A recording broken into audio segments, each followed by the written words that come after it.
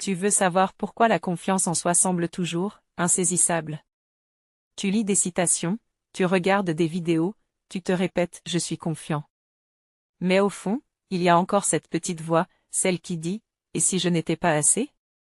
Eh bien, aujourd'hui, on va aller plus loin que les discours de motivation. On va parler de la vraie confiance, pas celle qui s'affiche, mais celle qui s'ancre. Reste bien jusqu'à la fin, parce que je vais te révéler le principe clé que les personnes vraiment confiantes appliquent chaque jour consciemment ou pas. Tu sais, on te parle souvent de « confiance en soi », comme si c'était une performance. Comme si tu devais savoir t'imposer, parler fort, avoir réponse à tout, et toujours garder le contrôle.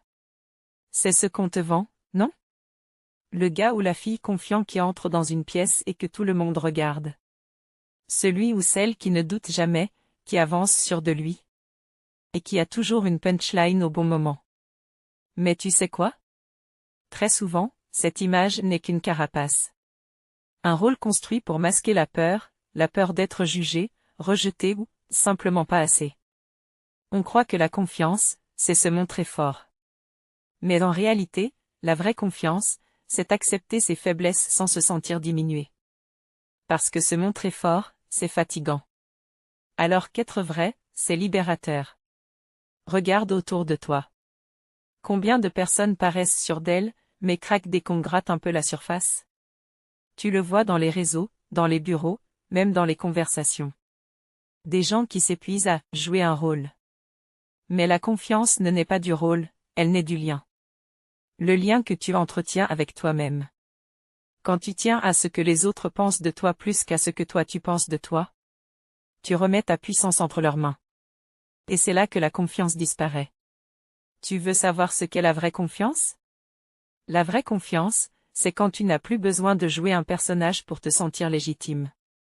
C'est quand tu peux dire « Oui, je doute. Oui, j'ai peur.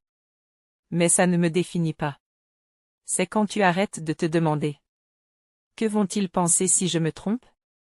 Et que tu te dis « J'apprendrai, c'est tout. » La société t'a appris à faire semblant d'être sûr de toi. Mais le cœur te dit autre chose. Sois présent, sois lucide, sois authentique. Parce que la confiance, ce n'est pas une attitude. C'est une présence intérieure. Souviens-toi de cette phrase. La confiance ne crie pas. Elle respire. Quand tu te sentiras prêt à respirer comme toi-même. Sans masque, sans filtre, sans façade. C'est là que la confiance commencera à te suivre naturellement. Et c'est là qu'on peut passer à la vraie fondation de la confiance. D'où elle vient, comment elle se construit, et surtout, pourquoi tu la cherches au mauvais endroit. La confiance, ce n'est pas un don. Personne ne n'est confiant. C'est une relation. Une relation avec la seule personne que tu verras toute ta vie, toi-même. Et comme toute relation, elle peut être brisée, négligée, ou renforcée, selon les choix que tu fais chaque jour. Premièrement, la cohérence, tenir ses propres promesses. La confiance ne se décrète pas, elle se mérite, par l'action. Chaque fois que tu dis « je vais le faire » et que tu le fais. Tu dis silencieusement à ton esprit « je suis digne de ma parole ». Mais chaque fois que tu dis quelque chose, et que tu ne le tiens pas, tu envoies un message inverse « je ne peux pas me faire confiance ». Et à force, ce message s'imprime. Tu veux un exemple simple? Tu te promets de te lever plus tôt. Un petit engagement. Mais le matin arrive, tu repousses. Ce n'est pas grave une fois, peut-être deux. Mais ton esprit enregistre. Mes paroles ne valent pas toujours mes actes. Et, petit à petit, c'est là que la fracture intérieure commence. La cohérence, c'est le ciment invisible de la confiance. Et le plus beau, c'est que tu peux la rebâtir à tout moment. Un petit acte de fidélité envers toi à la fois. Deuxièmement, l'acceptation, marcher avec ses ombres. On croit souvent que la confiance vient quand on élimine ses faiblesses. Mais la vérité, c'est qu'elle grandit quand on apprend à avancer avec elle.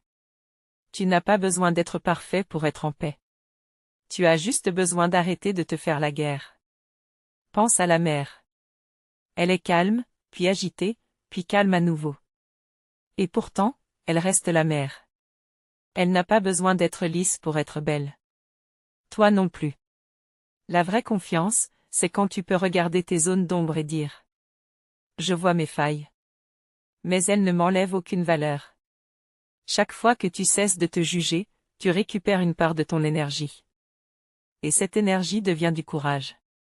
Le courage d'être toi. Et enfin la responsabilité, choisir ton propre regard. Maintenant, parlons du dernier pilier. La responsabilité. C'est simple. Tant que tu attends que les autres valident ta valeur, tu seras dépendant de leurs humeurs, de leurs avis, de leur silence. Tu laisses ton estime entre leurs mains. Mais quand tu prends la responsabilité de ton regard sur toi-même, tu reprends le pouvoir. Tu n'as pas besoin que quelqu'un t'applaudisse pour t'autoriser à être fier. Tu n'as pas besoin que quelqu'un te comprenne pour te sentir légitime. La confiance naît le jour où tu comprends que personne ne viendra te sauver. Mais que toi, tu peux te relever. Encore. Et encore. Parce que tu es ton propre refuge. Alors, souviens-toi. La cohérence bâtit ton respect envers toi-même. L'acceptation te réconcilie avec ce que tu es. Et la responsabilité te rend libre. Quand ces trois choses s'unissent, la confiance n'a plus besoin d'être cherchée. Elle devient un état naturel, presque silencieux. Et c'est cette paix intérieure qui attire le respect des autres, sans que tu n'aies rien à prouver.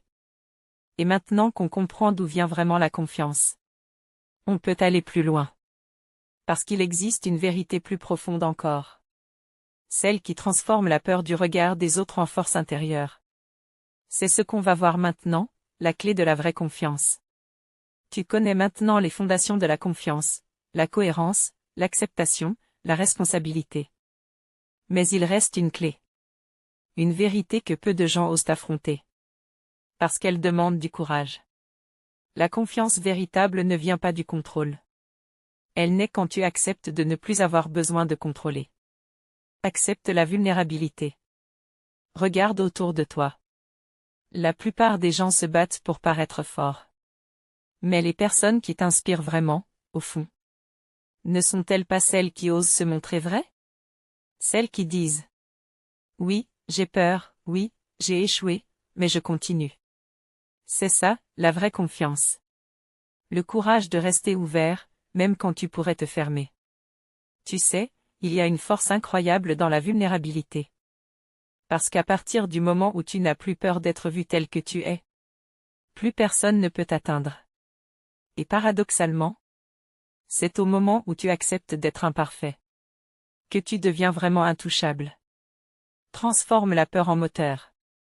La plupart des gens attendent de ne plus avoir peur pour agir. C'est une erreur. La confiance ne consiste pas à éliminer la peur. Elle consiste à agir malgré elle. Tu veux un exemple concret? Pense à ces artistes qui montent sur scène tremblant. Ces orateurs dont la voix vacille. Ces entrepreneurs qui doutent avant de lancer leur projet. Ils ne sont pas sûrs d'eux. Ils avancent avec la peur. Et c'est précisément ça, le courage. Leur différence?